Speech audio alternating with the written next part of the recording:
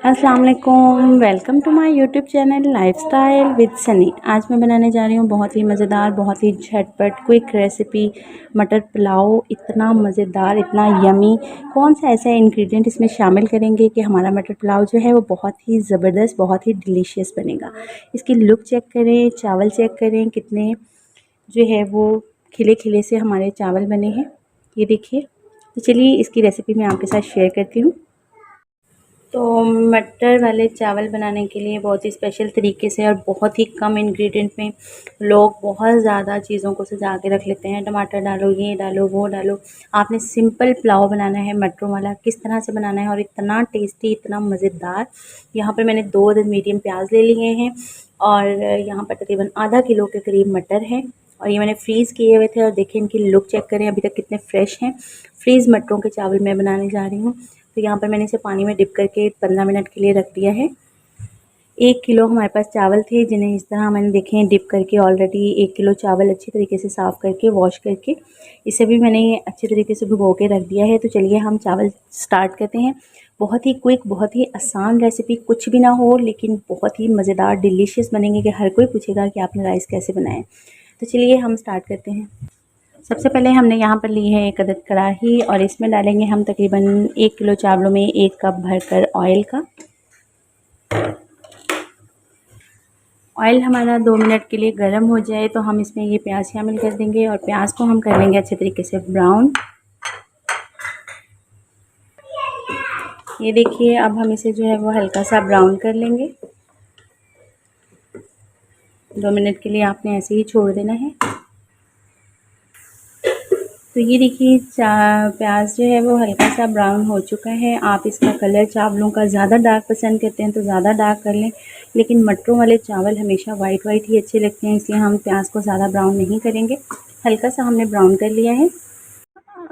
अब हम इसमें जो है लहसुन अदरक का पेस्ट शामिल कर देंगे, साथ ही नमक, मिर्च और साबुत गरम मसाला और जितने भी स्पाइसेस हैं, खुश्क धनिया पाउडर 1 टेबलस्पून हम इसमें शामिल कर देंगे और 1 कटोरी भरकर आप इसमें जो है वो मटर शामिल कर दें और इसकी अच्छे तरीके से हम भुनाई कर लेंगे। हो चुकी है। मेरे पास 1 किलो चावल थे, 3 गिलास बनते हैं तो मैं 4.5 गिलास इसमें पानी के शामिल कर रही हूँ। जितने चावल हैं तकरीबन 1.5 गिलास उससे ऊपर डाल रही हूँ।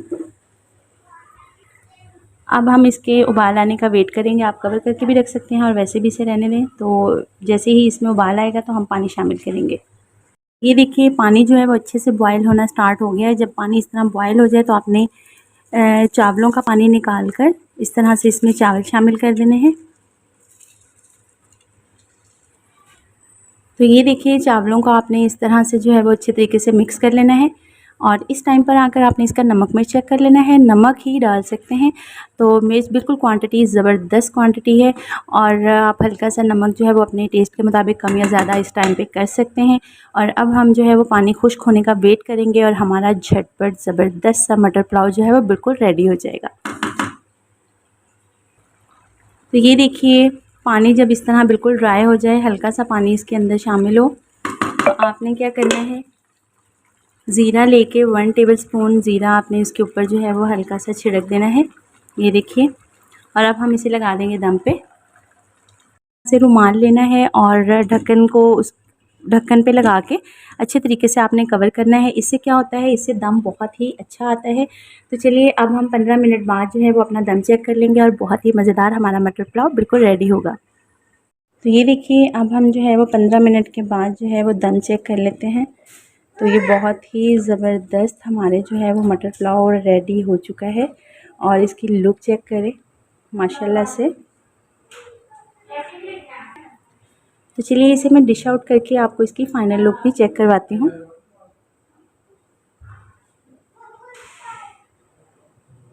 तो ये देखिए बहुत ही ज़बरदस्त, बहुत ही डिलीशियस हमारा जो है वो मटर पुलाव रेडी हो चुका है।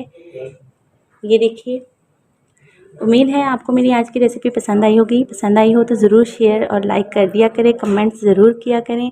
आपके कमेंट्स मेरे लिए बहुत मायने रखते हैं। मेरे चैनल पर सब्सक्राइब भी कर दिया करें। मिलते हैं इसी तरह की मज़ेदार सी यूनिक रेसिपी के साथ नेक्स्ट वीडियो में। तब तक की इजाज़त, अल्लाह हाफ़िज़।